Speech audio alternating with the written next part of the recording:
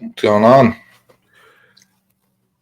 Not much of anything, man. Not much going on in the world. What about you, man? What's up? I find it interesting because I do feel like you're someone who believed in this team, Mm-hmm. but this is the first time you've come in with stirrups on, cleats, glove, full uniform, ready to go. I mean, of course, Who's on of the course, back? Soto. Does it say Soda?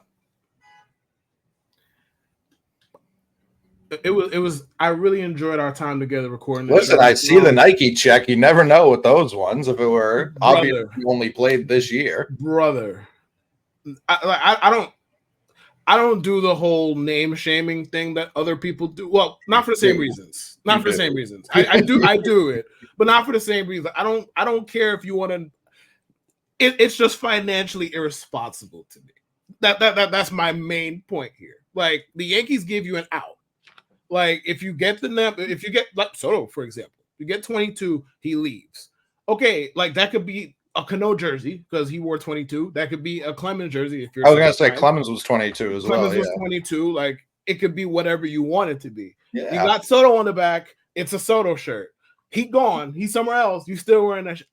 It's just something I can't relate to. I don't understand, and it costs the same. So it's not even like you're getting a discount either. Right. It costs the same. So that shit I don't understand. But no, I would never wear a jersey with a name on the back. No, that's not me. No. The Yankees jersey. A Yankees jersey, yes. Right. Yes. I was going to say you would wear like a Justin Jefferson jersey. Yeah. A Yankees jersey with no name is no go for me. Yeah, I do appreciate it because the Red Sox also don't do the name at home. And it's just what I like. It's just how I it's not even something I notice until other teams have it. And I'm like, what are you doing? Like, what? Why are they there? Right. It's one of those like I appreciate it that the Yankees do that, and it was very funny when the Mets tried to adopt that for like 5 minutes in 2003.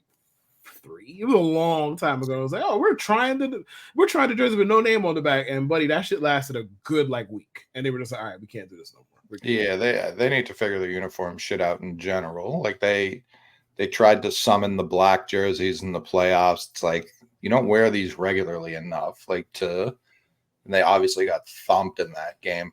The biggest story right now leading it, well, since the ALCS and NLCS ended, the biggest storyline that came out at first, because we had someone pass that I think is currently the biggest storyline, is the Yankees had an easy path, which infuriates me to no end.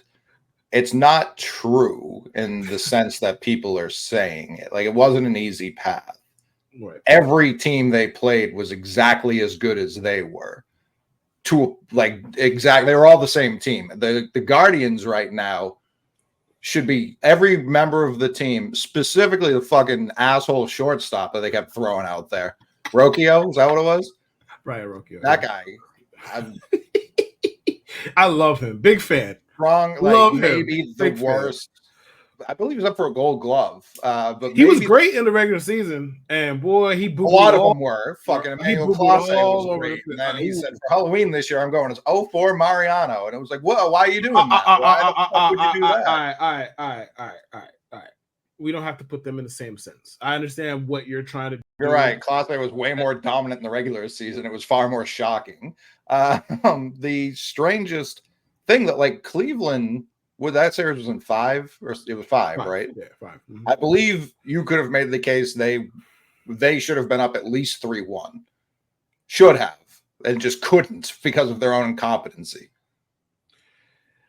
I'd argue against that, not because the Yankees like dominated them, because they sure as no, they didn't. Like, I'm not going to sit here and argue that they did. I will say though, like Game 3, they won on some nonsense largely, right? And then obviously Game 1, Game 2, yeah, the Cleveland kicked the ball. They didn't help themselves. Let's put it politely. They weren't help themselves. They weren't just kicking the ball around though. They would load the bases every other inning and walk away with 0 runs. Like, it was, they were doing everything. Their offense stinks. No, but it stunk, but it didn't in the series. It just only did with runners in scoring position. Like it. It's funny because that, like, I think of the Guardians as the most extreme bloop merchants I've ever seen in my life. But like, none of them came with the bases loaded. I was like, great, thank you, I appreciate that. Thank you. You guys bring in Holmes, the bases loaded, and I can't remember who it was at this point, but Astros swings the first fucking pitch. It's like soft grounder to second. They trade the out for the run. That was that.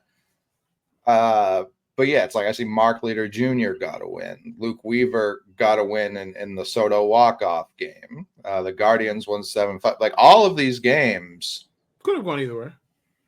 Not only that, it was just like I would argue the Guardians had as much of a right to win them as the Yankees ended up doing. It was game one. I do feel like the Yankees dominated.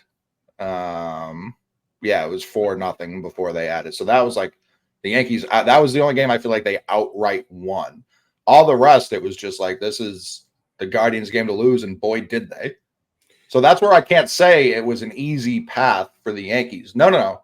All year we've been talking about how the American League was down across the board. See that part, right? And that is my frustration with this whole topic. No one else is paying attention. It's like right, but like it's like, oh well, this is the weakest AL, just blah blah blah blah, and it's like, well, we try to tell you that all year, and all we heard was, and all I heard specifically is, the Yankees ain't gonna do this, and the Yankees ain't gonna do that, and this, and it's like, okay, you can't really play both because it's the same fucking American League we tried to tell you about. My case for the Yankees making the World Series, I've said it on this program, is equally like, yes, I believe in the specifically the top end talent of the New York Yankees. The AL wasn't shit. And like, stop fucking pointing to me about how easy the path was when the team that y'all are claiming would have given the Yankees the harder road couldn't beat either of the teams the Yankees beat. Not once, not one time. It's not like they had a hard fought back and forth for 3 games and the Orioles lost. No, they got swept. No one should be talking about the Astros Orioles. got swept. But that's the undercurrent of the whole thing. The Astros are a completely different conversation, But they got swept. Sure. The bottom line is they got fucking swept. 3-game series. I don't want to hear about them. They got fucking swept up out of there. If they lost in some bullshit, great. If they weren't healthy, great. If they lost to a better team, great. None of those things apply. They didn't. They lost to the Tigers, who had one starting pitcher and a bad offense. I'm not trying to hear about the fucking Astros. Like, oh well, the Astros would have did it. Woulda, coulda, shoulda. They ain't here. So like, that's it. They're not. Right. You didn't have to play them, but to ignore the historical dominance of the Astros over the last decade. I'm not ignoring anything, but they lost to the Tigers. They did. I don't give a fuck about what you talking about. Not you, but them. I don't give a fuck what they talking about with, oh, the Astros would have did. We don't know because they didn't get there. And they weren't that good in the regular season either. Like, yes, they beat them in 2022. That was 2 years ago. They beat them in 2019. That was 5 years ago. I have no fucking idea what they would have did this year because they this was the worst version of that. No, but teams like the whole AL Central, they show up against you guys and it's just like doesn't really matter. Like Cleveland could and should have won this series, and they beat themselves as much as them and Stanton beat got them up out of here. Yo, hey man, I gotta say. And I've had this rant before about intentional walks. I don't understand why baseball teams in particular seem to be so against them. I'm watching, and mind you, I am gone. Like, I've been drinking tequila for 6 hours before the game started, game 5. So I'm sitting there, I'm watching it. I'm like, the 6th inning with sending homers off Bibee. I'm like, they do realize that Anthony Rizzo's in the on deck circle, right? Oh no, sorry, Josh Chisholm, even worse this postseason, even worse. Like, Josh Chisholm has been awful. He's in the other. I'm like, yo, they realize they can just put the 4 up. They don't have to play around with this dude. They don't have to throw him. They don't have to risk making a mistake and having him hit to fucking Cincinnati. They don't have to do anything. They can just put the 4 up and say, yo, if Jazz hits a 3-run bomb, bro, all right, man, we lost. That's it. This is series. It wasn't our series to win. Cool. I was like, bro, this guy has terrorized you the entire series. On top of the fact that, like, if we want to talk about historical context, that man got 8 hits in that building in the playoffs, and all of them have left the park. And you're like, you know what? We're just gonna keep throwing. I couldn't. When I saw Bibee throw that breaking ball, I saw how I was like, oh, he's about to rip that shit. And then, plop, boom, gone. And why pitch to him still? I don't understand. Well, I mean, it's possible Bobby's a Yankees fan because every Yankees fan after game one against the Royals I saw in my timeline was saying you got to take Stanton out. You have like the panic that set in with Yankee fans against the Royals was embarrassing. Like you guys don't know your own shit. I appreciate the fact that you're wanting to be up like this. It happened. I'm not making this shit up. No. I know it is, but you're getting me started. Like, I appreciate that. First of all, shut the fuck up about Giancarlo Stanton forever. Shut up. Like, I don't want to hear. Oh, he's never been the problem. He clogs the bases. He's only a DH. He hasn't played outfield.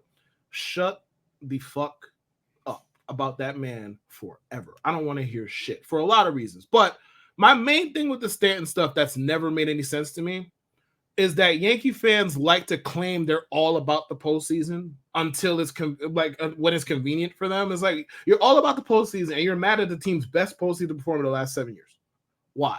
Oh, he runs too slow. Because I saw the same shit you did. Like, I'm not here to say you're wrong. I saw people actively clamoring for this man to be benched. Giancarlo fucking Stanton. For a game you won too. Playoffs. After the only loss, they suffered two. One of the two losses the Yankees suffered in the postseason. We saw people clamoring for him to be benched because he hit a couple balls hard that stayed on the infield and he got thrown out by 50 feet. It's you can't just have him clog the base. You know what's better? When he's jogging around them. That's what's better, and that's what they're fucking paying him to do. And he does it historically better than most people that have ever played baseball in the postseason. So shut up about Giancarlo Stanton forever. Shut up. I don't want to hear. 36 game sample size, 1019 OPS for Stanton. I mean, he's like, I did think it was very funny. The game you guys lost to Cleveland. So annoying. Judge is like comfortably by miles his most clutch postseason moment like ever by far. He ties the game, mammoth shot. Then they lose just like that. And like Stan hits a mammoth shot right after that. Right? It was so annoying. It was like I know they're gonna win this series anyway, but it's like, damn, you can just get that game and then just get the next one and get them out of here. It was really annoying because like Judge hasn't been good this postseason. He's been quite awful, below average. Let's put it that way. No, he's been bad. He's genuinely been the reason why the Guardians should have won that series because fucking Gleyber Torres and Juan Soto are hitting a combined 900 in the first inning. Every first inning starts the same way. And then it does. They don't fucking score. Like game 5 it changed. Game 5 that changed. But it's like Gleyber, all right, single. Here we go. Soto, single, double, walk, whatever the fuck. All right, 2 runners on base. Come on, big man, do something. It's like the fucking meme with the fucking stick figure and the stick. Come on, man, do something. Do something. You don't do that. Repeat. It's been repeated like 4 or 5 times. Listen, the good thing about baseball is you have a good 5-6 game sample in the World Series and they win. Nobody cares about the prior sample. Nobody cares. Just do it. Like Juan is more than carrying his end of the bargain. Giancarlo more than carrying his end of the bargain. Gleyber, same thing. Hell, fucking Volpe has been incredible. Like 99. All you got to do, have a good 5 game sample, 6 game sample, whatever it is. The Yankees win the World Series. You get to ride down the Canyon Heroes. And nobody gives a fuck what you did against Cleveland or KC or Houston 2 years ago. Nobody cares. Just please do something. Correct. All that's correct. There's just nothing saying he's going to. In fact, the more he does, the more likely they're going to lose that game if we can base it off of recent history, a la last week. But I did look back at his numbers because I've obviously been on his ass since he pulled out the boombox, but I had forgotten how dominant he was before he did that. He had played 16 games, which for the postseason is plenty of sample. And he had a 1064 OPS. Like he was truly at 7 home runs in his first 16 games, including 3 games in a row to start that 18 postseason. Yeah. And then he pulls out the boombox. The Yankees lose 16-1. And from that point, let me pull up the numbers from that point. It's been the OPS is in like the sixes, if I'm not mistaken. 634 OPS. He just that home run to tie. Like now he's at 8 home runs over that stretch, which is 37 games. So in the first 16, he hit 7. The last 37, he has hit 8 with 16 RBI, and he comes up, especially these playoffs, with so many ducks on the pond. And even like he skies that pop up that fucking Rokio, just wanted nothing, didn't want it. They showed the flagpole. There was no wind. There was none. I was in the stadium. There was no wind, dog. He just didn't catch it. Completely whiffed on it. And I was like, that's the kind of thing that can get a guy going. And it just didn't. It didn't. Didn't at all. Listen, I'd be sitting here lying bold-faced to you if I said him coming up at this point inspires confidence. It doesn't. Like, I'd be lying to you. It doesn't. Like, am I sitting here like dreading it? No, because he's strong as shit. Like, if he catches a ball, like, he can hit a lot of different pitches out of the park, to the gap, whatever. So, like, I'm not exactly, like, dreading his existence. But when he comes, it's not like regular season Aaron Judge come up like, oh, yeah, it's time. Of course. Yeah, postseason Aaron Judge come up like, do something, please. Or, like, please. I know they won't do it.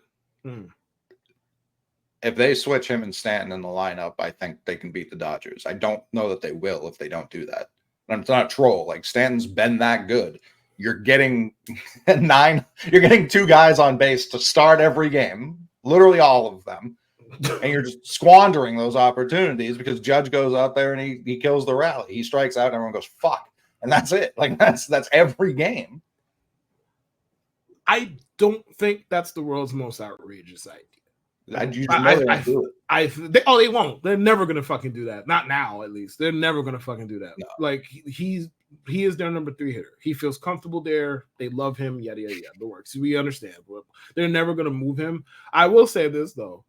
The Dodgers only have 1 left-handed pitcher. So I wonder if the Yankees are just gonna cut the fucking malarkey with that whole we gotta separate our righties nonsense. Just because, bro, watching Jazz Chisholm hit cleanup on purpose was insane behavior. Insane. What he bats? I don't give a fuck what he bats with. Right. I don't give a fuck. Giancarlo Stanton, the hottest man on earth. I don't give a fuck what hand Jazz Chisholm bats with. Put Giancarlo behind Judge. For all the Judge's issues, he can still draw the fuck out of a walk. And obviously, we understand what Soto and Gleyber are doing in front of him. Giancarlo going to come up pretty much damn near every other at bat with somebody on base. At least one somebody on base. Stop batting him 5th. Like Austin Wells, love Austin Wells, had a nice year. He should not be batting cleanup in the playoffs, bro. With Stanton doing what he's doing. Stop. Just continue to bat him 4th. They got 1 lefty. They're not really going to be doing the whole mixing and matching thing based off of handedness anyway. So stop. Just bat him 4th. It's easy. Or 3rd. Shit, I don't care. They'll never do it. But if you want to bat him 3rd, I'm fine with that as well. They'll never do it. Because then you just move Judge to 4. Probably it's not like you're gonna put him 5th. And you shouldn't, because if they ever put Aaron Judge behind like Anthony Rizzo, oh yeah, I'm gonna fight Aaron Boone myself. Even though Rizzo's been really good in the postseason, to be fair to him. I was gonna say Rizzo's got a track record of performing in the playoffs. He actually does't. Like his track record is a lot less than you think. Because I said the same shit. I looked at his stats and his WRC plus in the playoffs is like 98. So it was like he's been there.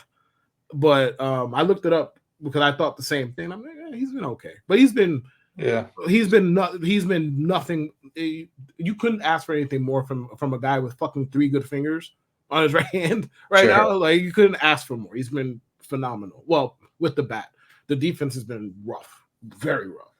The year the Cubs won the playoffs, he had an 866 OPS throughout. Yeah, just for that stretch. 15, he was okay for like a couple games. 6 or 17, he got off to a good start. Yeah, everything else. And then 22 he produced because that's when he got the contract. 22, he was quite good. Yeah, 22. So he's had 2 runs where he was well above average. Yeah. the totality of it all. He's fine. He's fine. Like he ain't nothing to write home about. He's been fine. Like, he's been fine. It's just, yeah, I mean, he's got 1,000 OPS these playoffs. He's been quite good. I can't knock it. And that was only against Cleveland, because was he even on the roster against Kansas City? Yeah, I didn't think so. He wasn't. And shout out to Emmanuel Clase. Shout out to him. Jesus Christ, dude. I love you, Emmanuel. And shout out to Austin Hedges, who said he's better than Mariano. Please stop. He's given up like 90% of Mariano's playoff earned runs in one playoff. So did Mariano, though. What's your point? It's the same guy. No, they're not. How many rings Emmanuel Clase got? Yeah, I imagine you guys would have been awful if he was on the 96 Yankees. Probably. He blew it every other game. They probably wouldn't have won. You're right. He probably did blow it every other game, bro. They wouldn't have won. I mean, that man showed all-star rings, bro. Never forget. Yeah, go ahead. You saying what now? He had his first game against the Tigers. Great. 1 inning pitch, 1 strikeout, no hits. Nothing, just clean business. Game 2 against the Tigers was the Kerry Carpenter game, if I remember correctly. Yes, it was. 3-run home run. Mm-hmm. And that absolutely broke him. He gave up another earned run. Next game, game 4. Game 5, he pitched 2 innings, was fine. Back to himself. You think, all right, it's fixed. Nope. It was not.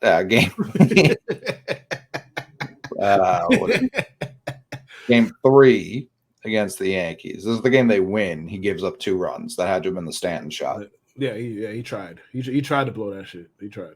I even saw Cleveland fans. They're like, his cutter's so elite. I don't know why he's not throwing it. And I heard someone else talking about, like, once you lose the grip on the cutter, you can't throw it anymore, which terrible time to forget how to throw a cutter. It's like, awful. The worst time. The worst time. Because it's not like he has a whole bunch of other shit to go to. Like, he's a closer. Like, I mean, Mario's the same way. He threw a cutter kind of exclusively, but I don't remember him ever losing it. Yeah, me either. I don't. He never did. Game 4, 2 more earned runs. Lost 8-6. And then game 5, clean inning. Congrats. Hey, he went out. He went out with a bang this season. Yeah, clean inning. Yeah, Emmanuel. You show him your all-star rings. I didn't even know all-star rings existed until I saw that fucking post, bro. I didn't even know that was a thing, man. That's what I was like.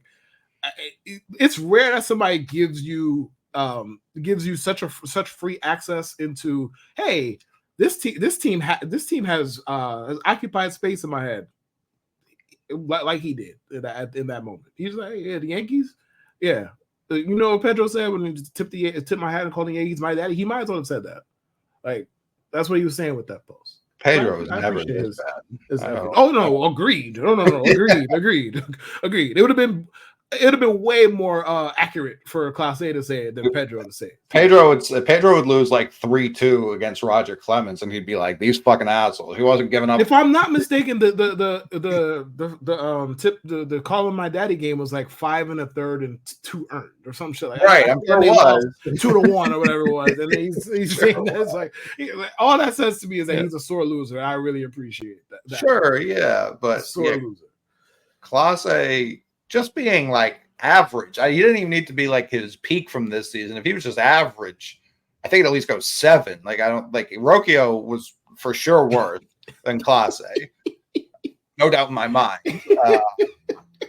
But this is like not walking Soto with Judge right there. I don't get it. Are we talking about the home run, the game 5 home run? Yeah. It's even with Aaron Judge being what he has been this postseason, it's a tough sell to load the bases intentionally for him. Now, if they had walked Soto, I don't think any of us would have called him stupid for doing it. You know what I'm saying? I don't think, because the thing is with Soto, like, I'm not a big subscriber into the whole some guys just have it. I feel like we just use that shit way too liberally in general. It's for sure true. But like for him, it's so fucking true. Bro, my man is in a pressurized situation to get his team to, or potentially get his team to the World Series. This man is licking his lips. This man is mouthing to the, I got this. I'm on him. This guy's a maniac. I love it. But he got that it. Of course. I mean, and like we can say whatever we want about production, and that's fine. Like I'm very strictly like a production guy when it comes to who's a better hitter than that there. Obviously, number one, Soto's a way better postseason hitter. Number one. Number two, he's a more difficult guy to get out. Like if the thing is with Judge, like you just can't make mistakes or anything even remotely close to a mistake because he's going to punish you for it. Typically, with Soto, it's like you make mistakes. Like it doesn't have to be a mistake, right? And then he's playing mind games with you because he knows, like, I got you. Like, this man is waiting the entire at bat for a fastball. Gaddis is throwing him filthy off-speed sheets. Like, I'll foul that off until you come to me. And then he came to him and he did not miss. But yeah, if they wanted to walk on, I wouldn't have been one to be like, that's kind of crazy. Because at that point, like, if you do walk him, let's say Judge hits a single. Your season's over anyway. It doesn't really matter. Whatever one of them do, chances are it's going to be at least 4-2, 5-2, whatever it is. So it's just at this point, would you rather face Juan Soto to Aaron Judge? Yeah, Juan Soto's entire postseason career has happened after the Judge boombox, and I don't even bring it up before that. It's just the clear line of delineation from when he started being terrible in the postseason. Yep. And he's got 10 home runs, which is more than Judge's 8 over that stretch. And he's got a 906 OPS to Judge's, what did we say, it was 640? 630 or something like that. Yeah. So it's like, no matter what you want to say, it's also not like it's a Stanton situation either, where it's an older player. Okay, maybe just on a hot streak. We're not pitching to the guy he was 5 years ago. No, he's younger and more like entering his prime. Like that's what Soto is to pitch to. And even if you want to, like the worst point, but the one baseball would always go to. We can't have. It's a lefty batter. Of course, we want to go face Judge in that situation. Like anything, even if you don't want to play like the whole disrespect card, it's not even disrespect. It's smarter baseball to pitch to Aaron Judge with the bases loaded than it is Juan Soto with 2 on. Much smarter. And I mean, again, their current results speak for themselves. Yeah. So you just pick at that point. Hey, man, the next run might end your season. 2 runs most likely end your season. So. Sure. It's basically simply, hey, who would you rather face? I understand both sides of that equation because there aren't many people on earth I'd rather face less than Juan Soto in that kind of spot. For sure. Not many people I'd rather face less. He's incredible. I also had Yankee fans chirping me because I was making fun of Carlos Rodon for screaming, getting the first out against the Royals. They were like, see, he pitched so much better against Cleveland. It's like, yeah, he kept his fucking mouth shut the entire game. He didn't have one outburst. Wonder what happened there. What's funny about that is I wouldn't have made fun of him because he's just he's hyped up.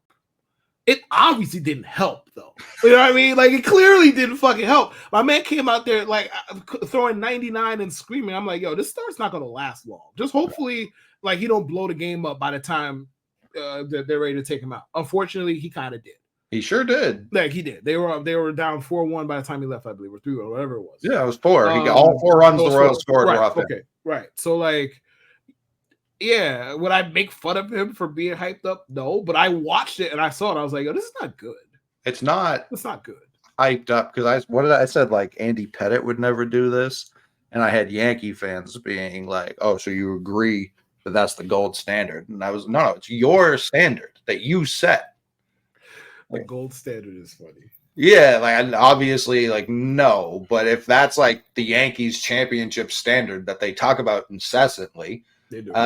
Yeah, I would assume Carlos Rodon should stand to it. It's the exact same thing as the boombox shit in my eyes. But Rodon clearly learned his lesson immediately. And I think the Rodon shit is way more defensible than the boombox shit. But yeah, in general, I don't disagree. Yeah. I don't disagree, but just like even Cole doesn't do that shit. He's out there shitting his pants too. But it's like, all right. I mean, leave Garrett Allen Cole alone, man. He hasn't. I want to pull up his numbers because the last one he left pretty unscared. No, still Nah, it was like 2 2 earned. I earned. want to say like 4 1/3. Yeah. Yeah, it And wasn't it should great. have been worse. Bro, Like it was I was in the stands begging for them to take him out, bro. The inning before, I was like, "Hey, man, I don't give a fuck about this man's paycheck, bro. He don't like Cleveland was on him, yeah, and then finally they took him out. 10. This is what I mean. 10 base runners, 2 earned. Like that's where Cleveland, they kept loading the bases, walks and hits, Right, and just doing nothing with it. Like that only being 2 is crazy. Like the Yankees won this game. That's what I mean when I say Cleveland was just, they were the same thing. Because even the Yankees, they didn't, like you said, they didn't win any of these games in blowout fashion. I believe game 1 they handled. Like that was a as decisive a win either team had, because like you said, Cleveland's win came on some nonsense as well. yeah. But like the Yankees getting picked off at second every other inning. Like the defense hasn't been outstanding by anyone. Like I haven't seen, it's not even a Yankee thing. I haven't seen outstanding deep. Like when people tell me the Red Sox need to fix their defense, and then I watch the ALCS, I go, I don't know what they do. I don't even know that this is in the top 50 of things we need to do. The Yankees defense has largely been fine. Not spectacular by any means, but like they're not shooting themselves in the thigh like Cleveland was doing at every fucking turn defensively that entire series.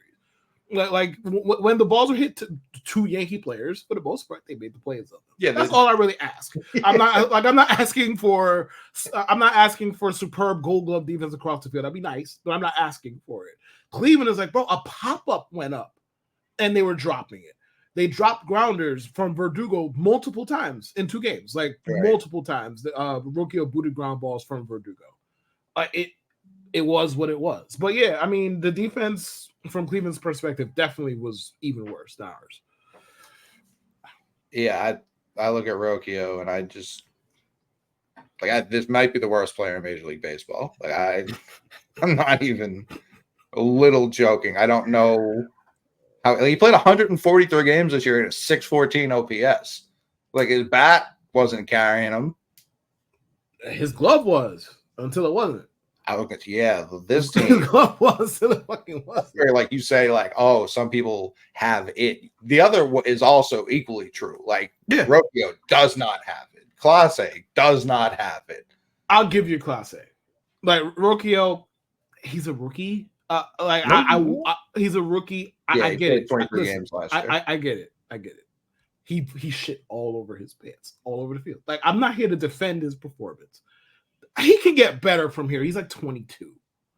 Clase been around a while and still doing this. And the thing with Clase too, quiet as kept. Even before this series, the Yankees have gotten to him several times. Like there's a whole highlight reel 5 minutes long of the Yankees teeing off on Emmanuel Clase long before this playoff series even happened. So like that's a thing. But back to the base running. To show you how seriously I took the Guardians, I was in the stands for game 2. And like the day after my birthday, so I'm absolutely blitzed, whatever. And I'm watching Anthony Rizzo get picked off at second base. Listen, Chisholm got picked off. When you deal with hyper-aggressive base runners, stuff like that happens. It sucks, and I'm not defending it, but it's not surprising that Chisholm got picked off being too aggressive.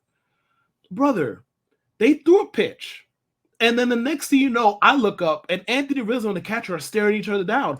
Why? How does this happen? Like Rizzo's controller just broke in the middle. He's in the middle of second and third. His controller just shut off.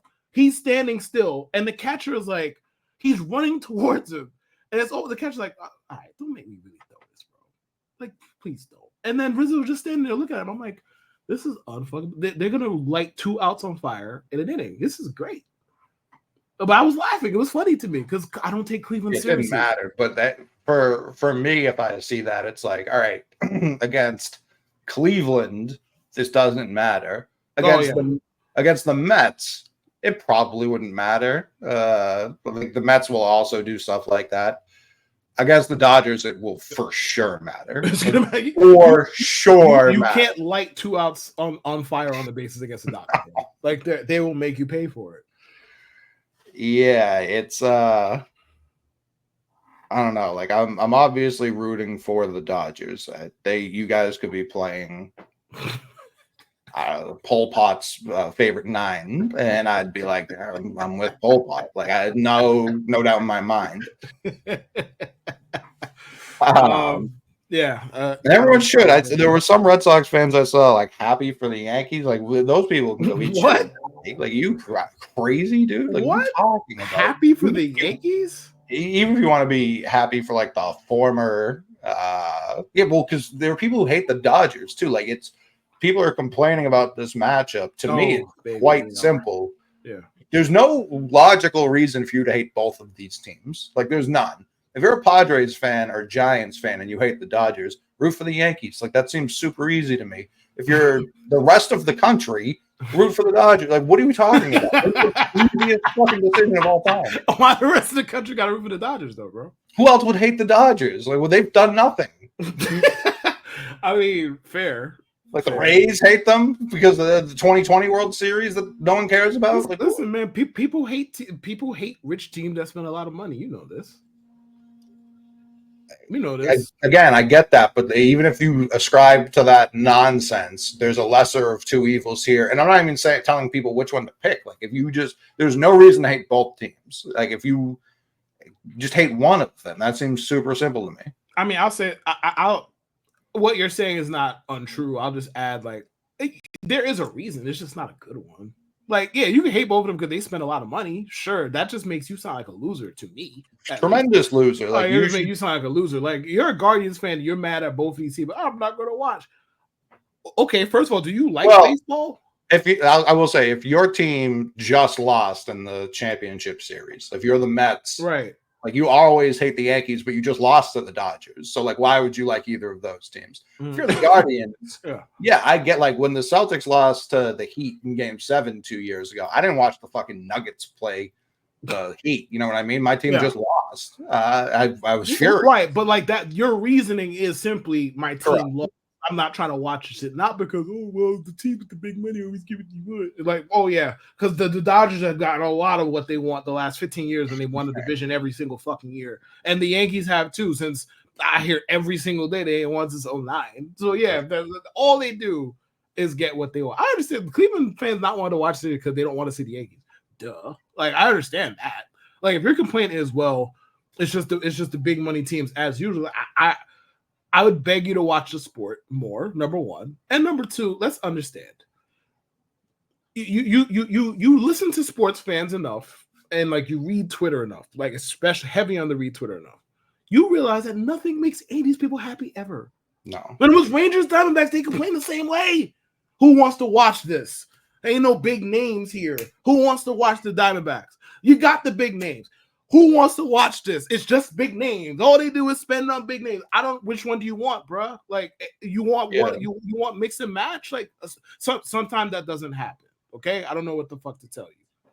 People, it's the same thing that happens with March Madness. They like the upsets until it's weekend 2, and it's only the bad teams because everyone upset the good teams, and then it's like, well, this really sucks. They want the upset to be Mets over Yankees. People would lie and be like, look, these scrappy Mets, despite having the same top 3 payroll. Now, some of that payroll skewed, obviously, because of the trades they made and the players they're paying on other teams. Yeah, it's still not a cheap team by any stretch.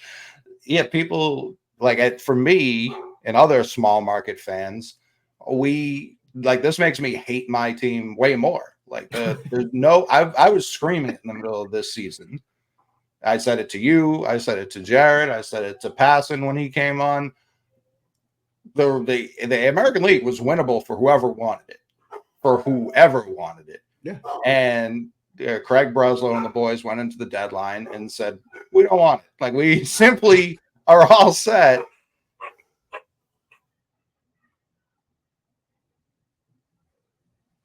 And it's one of these things where it's just like, you didn't have to mortgage the future to get there.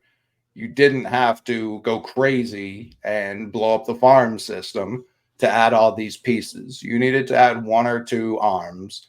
Like, if Ursig comes over from Oakland, because he went for less than you gave up for the 2 relievers that you did get, who were both worse. Right. So you get Ursig, and if you get Flaherty, if you get any starting pitcher that moved, really. They all seem to perform decently well this year. Even Eflin, like plenty of guys went from one team to another. Kikuchi, who went from another team that was selling and still did better than you.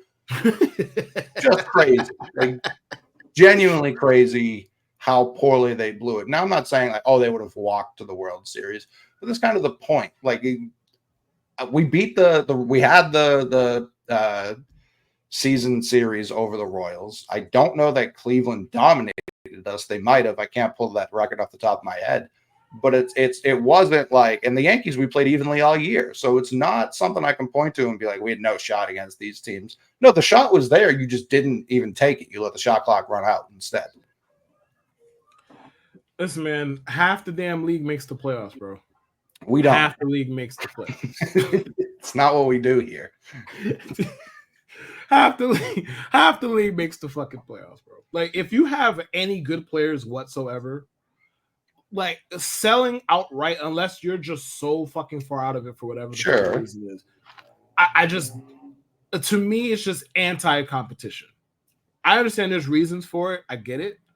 But it's like, bro, in baseball, anything can happen.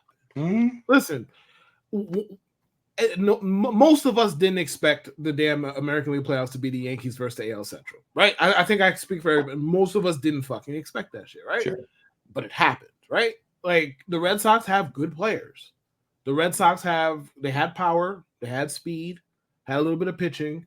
You get into the playoffs and you get hot for a month is all it takes. You can get to the ALCS, you can get to the World Series, you can win a championship that way.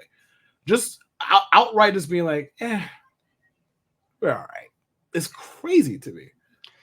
No, it came out that during the deadline, like the day of the deadline, Breslow saw the price tags, said, no, we don't want to pay those really.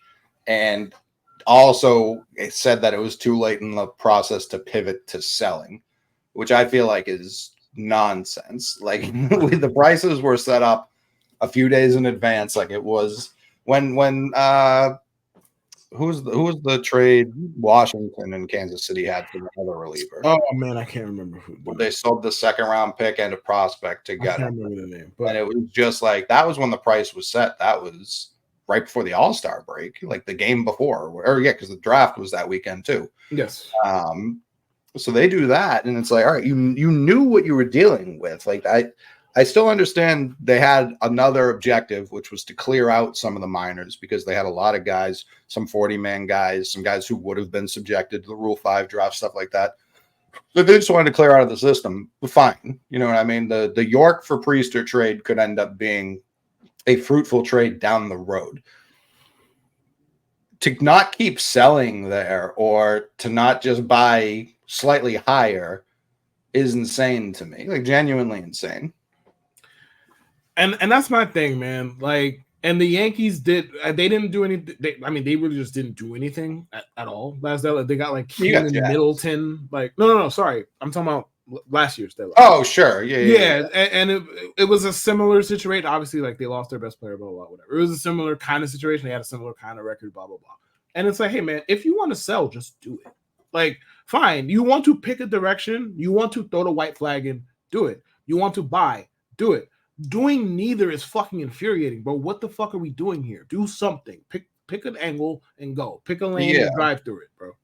I don't even think the Tigers are some like crazy, oh, that'll never happen again.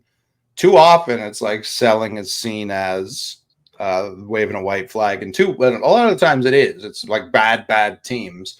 A team like the Tigers, who had a lot of young talent, that's just going to go out there and play for their own jobs. The Red Sox could have easily done that too. Like, Luis Guerrero gets called up, he becomes your best reliever, and he's just sitting there.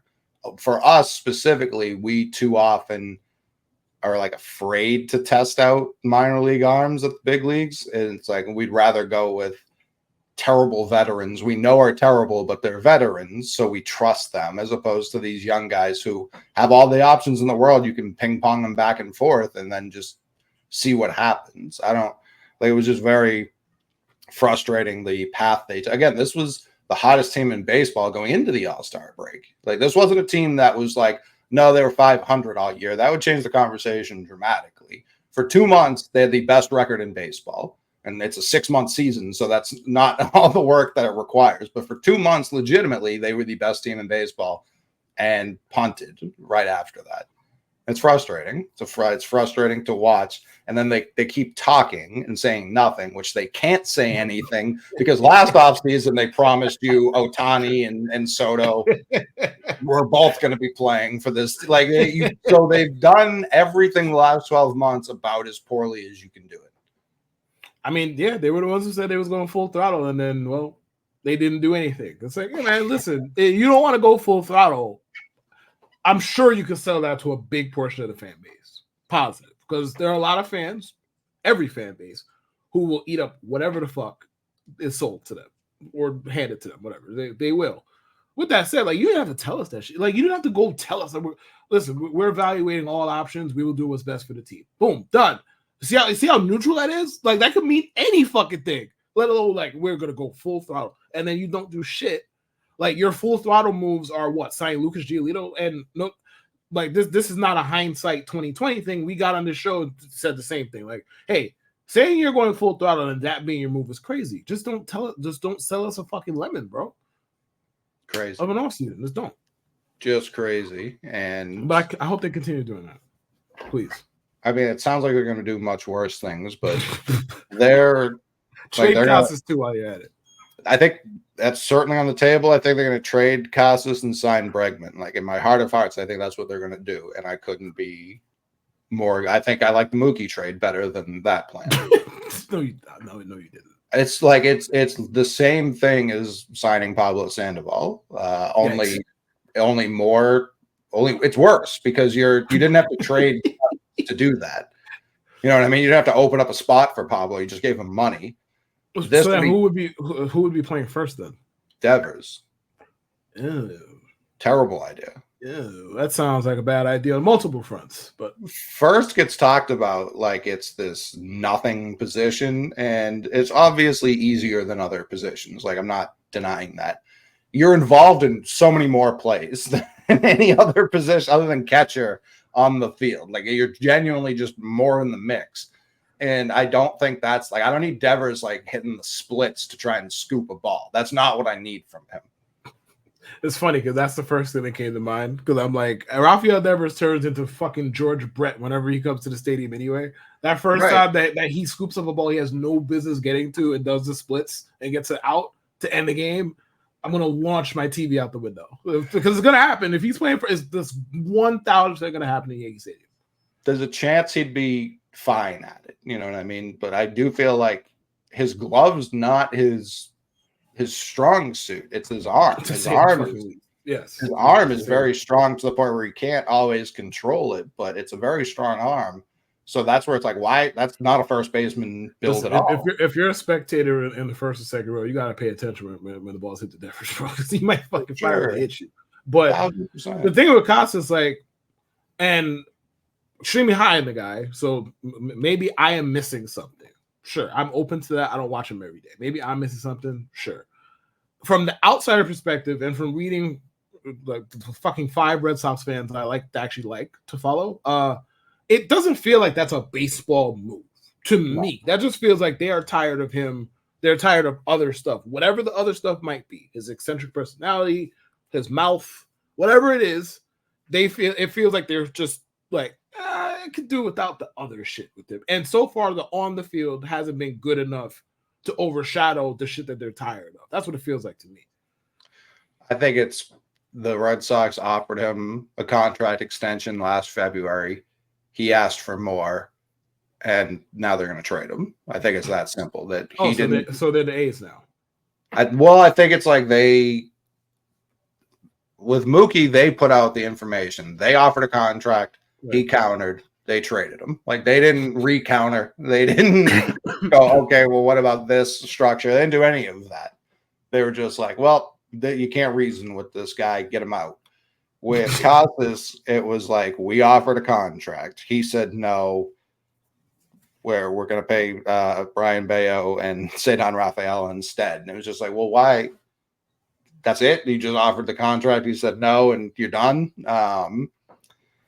I don't know. It's frustrating and it's repeat behavior, and it does seem like, well, this guy's not falling in line, so let's trade him now when he has all this control left before. Because I do think they could make a point if they were negotiating in good faith, which I don't believe they do anymore. If they were negotiating in good faith, they could go, hey, we talk about the Julio structure a lot. We can be like, hey, we're still going to offer the same base. However, if you hit these benchmarks, it becomes this contract. It becomes the Matt Olson deal instead. Right. Because the Red Sox could sit there and go, hey, man, we really love your bat. You get hurt every year. This most recent one was a very freak injury for sure. Right. You broke your rib. You couldn't swing a bat for months. Like, we get it. That was very strange. We didn't re-sign or make an effort to re-sign Kyle Schwarber because we thought you were going to be ready that next year, and then you roll your ankle and you're out for 3 months. Like, they could make a point where they're offering and negotiating in good faith, talking about his injuries in a way that isn't insulting, and be like, listen, if you win 7 straight MVPs, we'd love to pay you like you won 7 straight MVPs. We're just not going to guarantee that. I feel like that makes all the sense in the world, but instead they're just like, we'll offer you this Churio contract, which we have no idea what the details are. It's never come out. Right. I imagine it's if it were even remotely reasonable, I think it would have got done, but it isn't. So I can only assume. Or if it was remotely reasonable, we would have heard about it. Right? Yeah, for sure. Yeah. So I just assume he'll be traded. And they'll give money to Bregman instead of just keeping Casas and signing a pitcher. They'll do that. So I can't wait. I can't wait to hate Alex Bregman again in a different city. That would be great. Yeah, if he were younger, I wouldn't hate the plan as much. Like, I'm not against the concept of trading Casas. I just don't like the idea of immediately signing. Like, if you trade Casas, keep Devers at third, give Christian Walker a 1 or 2 year deal. Because that makes way more sense. And then, because what you need to do, if you lock yourself into Bregman, he's going to get like a 5, 6, 7 year deal, even at his age. That's what he's going to get. And now you're locked into that. Instead, if you give Christian Walker 1 or 2 years, or 1+1, whatever, and then next year Vladdy hits free agency, yeah, he's going to cost more than Bregman. He's half his age. You know what I mean? He's not 2 years older than 30. He'll be 27 when he hits free agency. And now you have your first baseman. Like, if that wants to be your plan, I can understand it. That makes all the sense in the world. Signing Bregman or Willy Adames or Pete Alonso to a multi-year deal to clog up any flexibility you may have when an objectively better player is hitting free agency next year, not 10 years from now, next year, that's insane to me. I can't disagree. I don't. Willie wouldn't. Well, I mean, Willie would impact us because he would be getting a lot of money. Never mind. I was gonna ask. Yeah, he would. Yeah. So they'd be giving Vlad's money to Adames, right? Right. Okay. Yeah. That's where then that would be the case. And again, it's less obviously Willy Adames, I assume, and Vlad Guerrero Jr. aren't going to get the same bag, but they're not going to sign both, unless they're finding someone to take Story's deal, which I don't know why anyone would. I'm not even trying to be a dick about it. I just genuinely don't think it's a very appealing contract to trade for at the moment. Man, I think teams should actually do that more. They never will for their reasons, but it's like, all right, if you could get, I don't know what's like the best prospect you could get off of the Red Sox to just eat all of the money. But it's like, bro, if you're the Pirates, what better are you doing right now? Really? What really? Like, I don't know. How long is left on the story? Like 3 years? 3, yeah. 3. Okay, so I mean 3 is nasty. But it's gonna be like 390, maybe not even that much. Yeah, I think it's probably a little bit less. I think he got paid like 27 per. So yeah, I mean it's not a huge difference. 140. 140. So that's 23 per. So he's probably on the hook for like 3 for 70 right now. Yeah. So 22.5 is what he's guaranteed every year. Okay, so you're the Pirates, and you could just eat the 70 mil. Again, I don't know like what's the highest level of prospect they could get off of the Red Sox for that, but you got to make the call at least. I mean, they're never going to, but in general, like I think that's something that team should approach. They should try more. Like the Mets were doing that. Yeah. part of it is I don't think you could get anyone like I think the Red Sox value Story more than obviously more than I do, but I think they still are like all he has to do is stay healthy, which we've seen him healthy. Like that hasn't always been the problem. Well, that throws a wrench into it, right? Yeah, Like if I they're do not think they actively like him. trying to get off of his deal, then yeah, No, they're going to trade Yoshida under this plan, and they're going to give a prospect way too good to do it. Like that's what's going to happen. and it's just everything they're about Pirates to do. Should be on the line with them about that too. Well, we should be calling the Pirates in general. They're kind of in the same spot as the Mariners, but the Mariners get all the publicity for it. The Pirates have the same overflow of pitching and no offense. Like they're literally in the same spot. Like the Mariners win more games in the regular season, but the Pirates weren't like awful this year. They were fine. I think they won 70 games, something like that. Like they weren't horrible. They weren't bottom of the league bad. So they're kind of in the same spot, and I don't know that people notice. Like obviously they have Skeens and Jared Jones at the top of the rotation, which I'd probably take that over Kirby and Gilbert. Because they have Skeens specifically, but I don't think Jared Jones is far off. I'll just take Skeens. Thank you. I don't really care about the no, but yeah, no. I mean, it's you could argue Skeens and Jones is a top 3 duo, top 5 at worst. I was gonna say, yeah, I don't know. Off the top of my head, that's as close to 1 as it can be. Yeah, right. Like I'm just accounting for people I might be forgetting. But no, definitely. But I don't. There aren't many better. Let's put it that way. No. So like and their lineup is kind of just O'Neal, Cruz, who good but flawed, and then Brian Reynolds. Oh yeah, Brian Reynolds, and then. Is there anybody else? Because there's nobody else of note. Like Henry Davis, we'll see what happens there, but he did not have a good 2024 campaign at all. No. Cabrian Hayes, we know what that's about at this point. Yeah, that's about it. That's all they got. That's what I mean. So they match up, and we already traded with them. We did the Priester and Nick York swap already. Teams like to trade with teams they've already made deals with. Seattle keeps yelling from the clouds like, we will not be trading any of our pitchers. Okay, we'll trade with the Pirates. Like I would start with Jared Jones. Obviously, they're not trading Skeens. If they want to, I'd start there. But I don't. They're not trading Skeens yet. But yeah, correct. Yet. Yeah. They'll trade in like 3 years. But yeah. But Jared Jones, like I would put Durant still has 4 years of control left. Like I don't think if I were Pittsburgh, I wouldn't do that. But they may. Like that's a guy coming off an All-Star year. I see both sides of that. The thing that was jarring with me is I did not realize until I did this show with you, however many months ago, when we first talked about that, that's how old Durant was. Like I just assumed he was like 24, right? And to find out he was 28. He's 28, right? Or 27, whatever. Yeah, because yes. Yeah. Finding out he was a good 4 or 5 years older than I thought he was completely altered my perspective on this. Because if you had told me he was 23 and the Pirates wanted to trade Jared Jones for him, like by all means, go. Super different. I wouldn't be looking to trade him if he were 23. Right, exactly. It is like, okay, he's having his best year at age 28. Yeah, he turned 28. Think that this is sustainable. He turned 28 in September, so it's not like... So it's his age 27 season. Like, he had his best year at his age 27 season. And now he's going on 28. And, like, his carrying tool is his speed. Like, he has other stuff, too, yes. But, like, his best main tool is his speed. That sounds like a sell high if I've ever heard one. Yeah, and it's the control he has left. Like, he's not a free agent until 2029. So that's where it's like, all right, you get a good 4 years with this guy.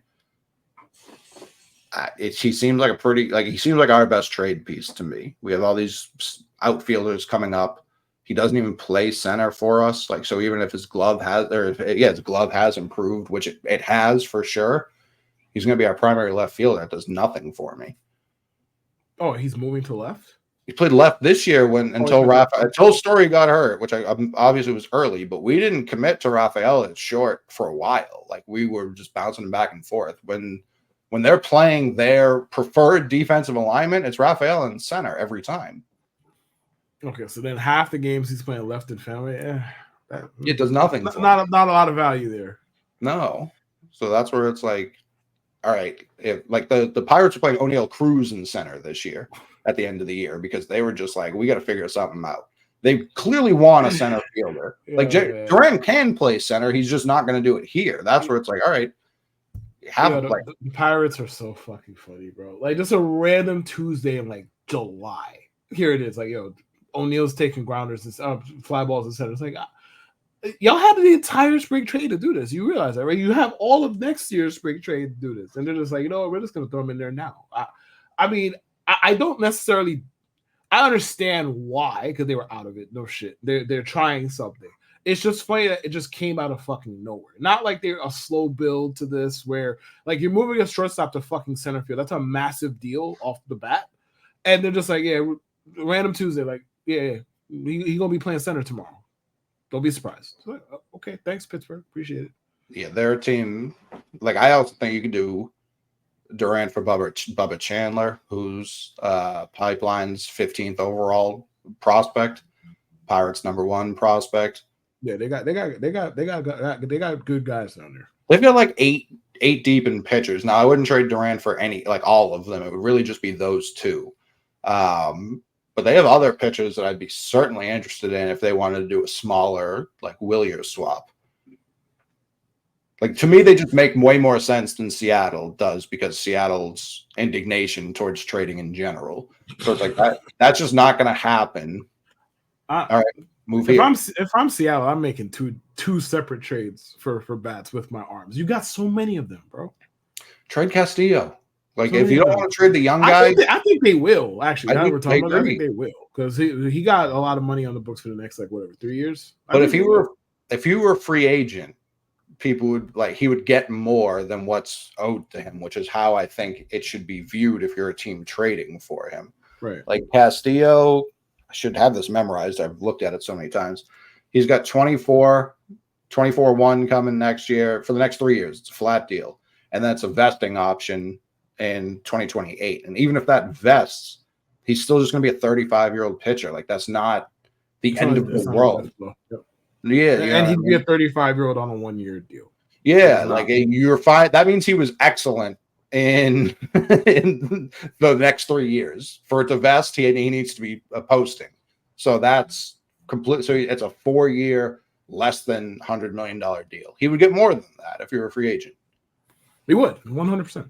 He would. So that if he's available, that's my #1 target by far.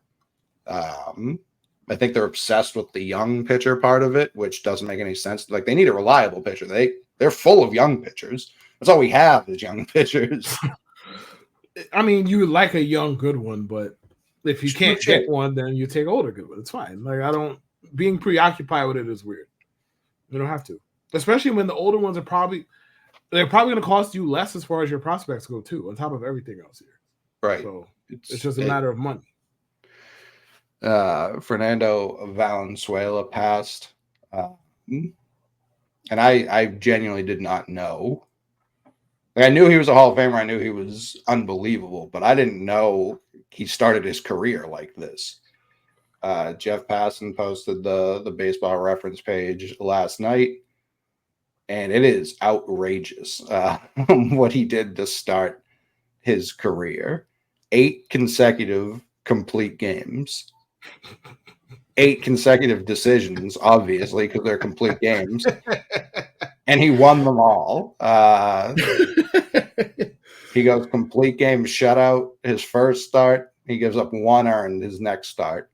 3 more consecutive shutouts before giving up 1 earned run to Montreal at Montreal. Another shutout against the Mets. 2 more runs against Montreal.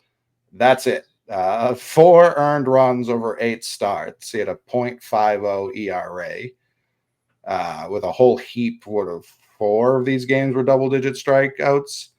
Was not walking a whole lot of guys. Wasn't too concerned about what the offense had. And he was 20. He was 20 years old. Skeens got off to a great start. He wasn't doing all this. Bro, from 80 to 86, that he ran a 2.94 ERA, and he won. I mean, because wins mattered back then. He won 99 games, lost 68, pitched 1,554 innings, which I'm never gonna see that again. No. And he had a 1.19 ERA plus and a 2.86 FIP. Like I was very well aware of who he was, and obviously like the kind of impact that he had. I was not aware he was this fucking good. No. I was not aware that he was this fucking. I knew he was good. I didn't know he was this good. Yeah, no, he was. And 8 straight complete games is wild. To start a career at 20 is preposterous. Like it's someone I've for sure underrated when I've talked about all-time great pitchers. I've never brought him up, and he for sure deserves that. He definitely deserves to be in that pantheon for sure. Just an unbelievable career. Nearly 3,000 innings, 3.5 ERA. Like that's CC Sabathia type stuff. Obviously more innings, but cooking. Yeah, no, for sure. Obviously more innings, but like he was amazing. In 92, he just went back to Mexico to play and then came back in 93. Like just barely like scraping the bottom of 200 wins, 173 and 153. But that can't be all you look at. Like this was, especially with the Dodgers, a dominant pitcher. Unbelievable career. Yeah, this is, and right before the World Series, like if I were playing the Dodgers right now, I would hate that this happened on the human side of things, but as a person who believes in stuff like this, like I'd be, oh, we're done. We've got no shot. I'm not going to add any commentary to that. Let's just say it was like the 7th thought that came up when I saw it. Well, let's be full disclosure. It was like, all right, obviously this sucks from a human perspective, yada, yada, yada, like rest in peace, family, and then like after an hour, it's like, shit. Yeah. I was like, shit, they're going to be playing for this. They're going to be playing for Vince Scully. They're going to be playing for everybody. They're all like, there's always people. It's like they're going to play like, oh, you think they're going to play harder? It's the World Series. They're already playing hard. No, they're not. Like they're human beings. Like I understand the thought process. Like they should be, but we know time and time again, like people aren't always locked in. You don't know what's going on in their home life, this, that, and the third. Sometimes you need something to lock you back in. Stuff like this can be like, oh shit, yeah, we got to do it for this guy, for this reason. This will cauterize teams. Now, it's not like he was like all their best friends or anything like that, but for a prideful organization that does not hang banners as often, it's going to be a talking point. At a minimum, it's going to be a patch. You would imagine, like it's just part of it. A talking point. It's going to be a rallying point. Like it is. Oh yeah, for better or worse. I mean, the Yankees are still going to win, but that's neither here nor there, man. I don't know. Yanks in 6, baby. Yeah, I want to take Dodgers in 5, but I am a little worried about their pitching. Like it hasn't been crazy sharp. The Yankees bats match up well with their pitchers. Now, the same fucking applies the other way around. This should be a series with some slug in it. I'd be surprised if it was one of them offensive slog kind of series. That shouldn't be the case. Because the Dodgers, again, the Yankees cannot hit lefties to save their life. The Dodgers have one of them. Right. Jack Flaherty has struggled the entire postseason. It looks like he's on fumes. Didn't he just shove 2 games ago? He did not. Oh, you know what? Maybe he did. Against the Mets, the first game against us, maybe he did. I don't recall. Was that game 1? Did he pitch well? I don't remember. How do they not have? Because I know he has a 7 ERA in the postseason. I know that much. Sure. Yeah. Game 1 against the Mets, he went 7 innings, 0 earned, 6 Ks. Okay, so then the second, he's been kind of bad otherwise. Okay, fair enough. He's pitched 3 games. The first one against the Padres, 5 innings, 4 runs. Like, yeah, obviously not ideal. Right, and then last game was 8 earned runs, but those were weird. Like, all those games were blowouts. You know what I mean? It was a weird series. The Dodgers have played a lot of those, but like a lot of blowouts. Mm-hmm. But I mean, listen, I think they match up well with the Dodgers pitching staff. The Dodgers pitch the starters, at least, they don't really concern me that much. Like I'm not concerned with Walker Buehler. Like not in big 2024. Like no disrespect. I know that means he's gonna throw 7 innings and shut the Yankees out. I know that's what that means, but whatever. For now, I'm not concerned about him. I'm not really concerned about Flaherty like that. Yamamoto terrifies me because we all know how that start is gonna go. Just hopefully the Yankees are up 1-0 by the time that hits. That'd be great.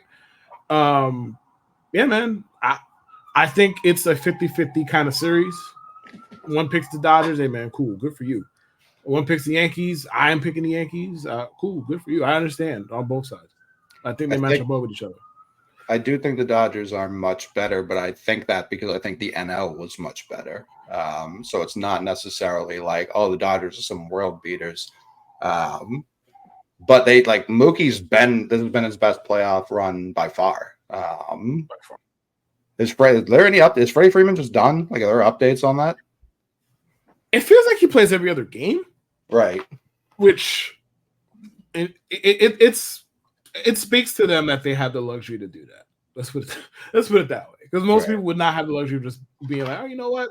We're just gonna play our Hall of Fame caliber first baseman whenever the fuck we feel like it. Most teams just don't have that kind of luxury. So good for them, I guess.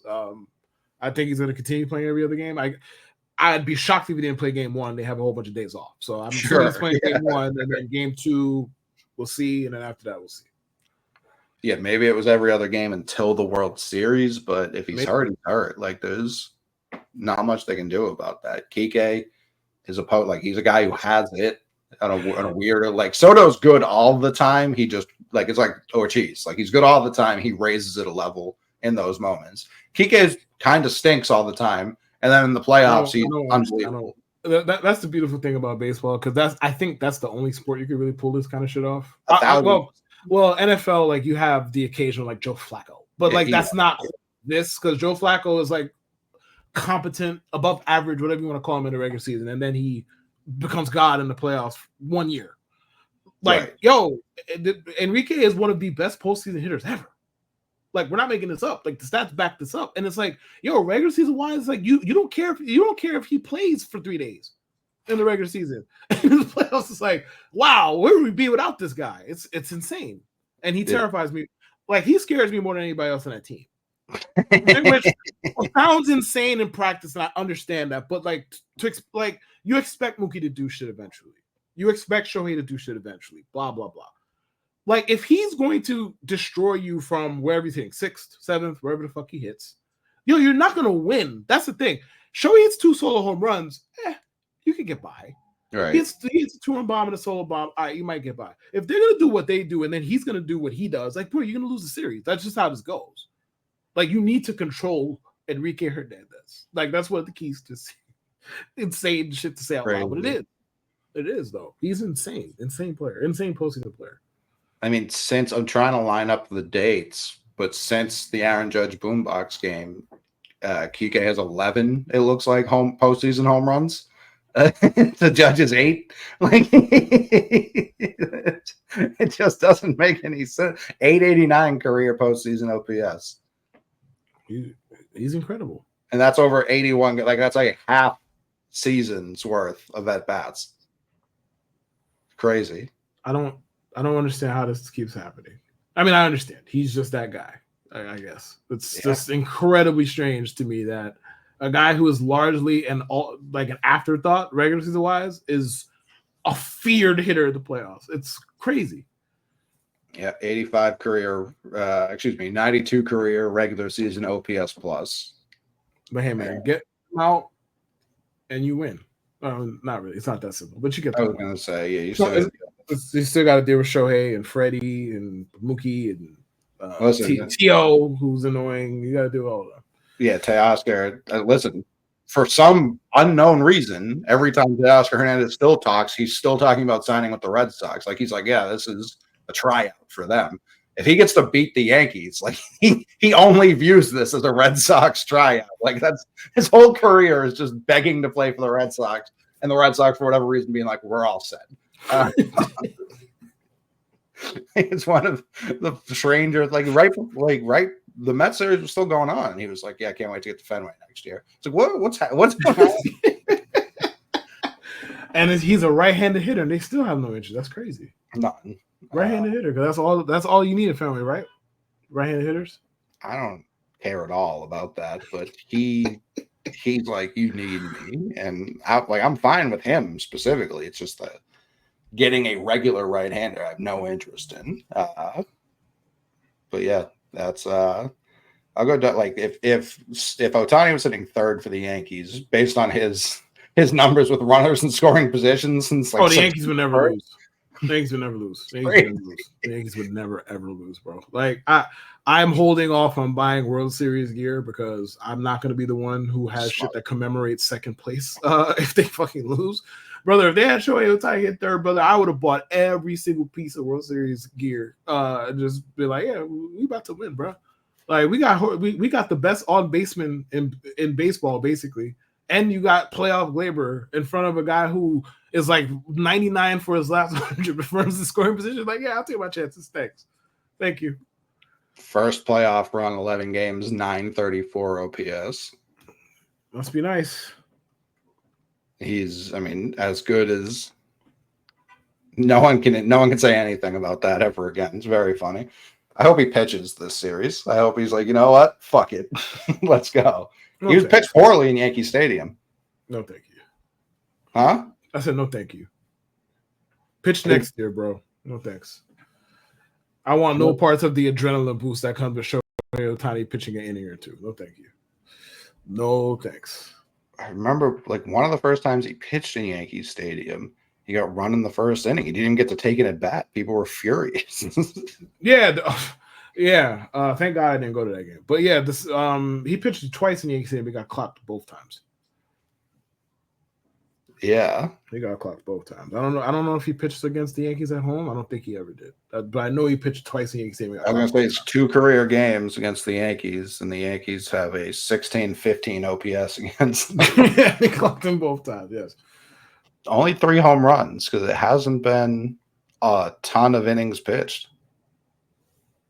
Yeah, it's like 3. Like, no, it might not even be 3 because he did not make it out of the first inning the first time. It might legitimately be like 2 innings. He has not pitched that much, but he's gotten they ran him out of there twice.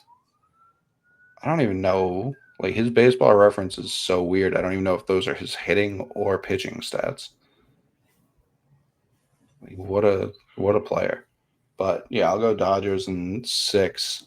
I just think they're the better team. I think the NL was better. And the next time we come on here, the Yankees are probably going to be World Series champions. It's one of the 2 options. Yeah. It's nice. I can't wait. I might actually show up in stirrups the next time. For real. You clearly have them on, but yeah, we will see everyone once this all ends. Yes, sir. Go Yankees.